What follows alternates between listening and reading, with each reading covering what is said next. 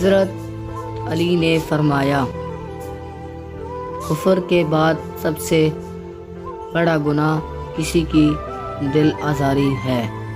جب کوئی دوست تمہیں اپنا راز بتائے تو سمجھ لینا کہ وہ اپنی عزت تمہیں امانت دے رہا ہے، اس میں کبھی بھی خیانت مت کرنا۔ کسی کا عیب تلاش کرنے والے کی مثال اس مکھی جیسی ہے جو سارا خوبصورت جسم چھوڑ کر زخم پر بیٹھتی ہے۔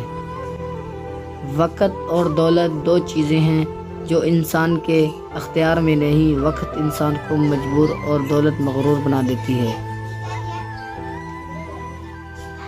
سب سے پہلی عبادت یہ ہے کہ انسان مصیبت میں صبر کر کے اللہ پاک سے مدد کا منتظر رہے۔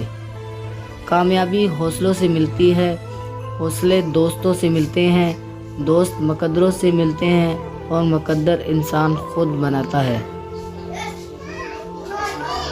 3 چیزیں ایمان کو تباہ کر دیتی ہیں۔ پہلی، امیر دل کی محفل، دوسری عورتوں کی صحبت، تیسری جہلوں سے بچ۔ جو شخص تمہارا غصہ برداشت کر لے وہ ثابت قدم رہے، وہ تمہارا سچا دوست ہے۔ جو ذرا سی بات پر دوست نہ رہے وہ دوست تھا ہی نہیں، اور جس کو ایسے دوست کی تلاش ہو جس میں کوئی خامی نہ ہو، اسے کبھی بھی دوستی نہیں ملتا۔ 100 دوستوں سے بہتر وہ ایک دشمن ہے جو انسان سے نفرت تو کرتا ہے لیکن منافقت نہیں کرتا۔ ایسی غربت پر صبر کرنا جس میں عزت محفوظ ہو اور امیری سے بہتر ہو اور جس میں دولت و رسوائی نہ ہو۔ رشتوں کی خوبصورتی ایک دوسرے کی بات تو برداشت کرنے میں ہے۔ بے عیب انسان تلاش کرو گے تو اکیلے رہ جاؤ گے۔ انسان کے کردار کی 2 منزلیں ہیں، دل میں اتر جانا یا دل سے اتر جانا۔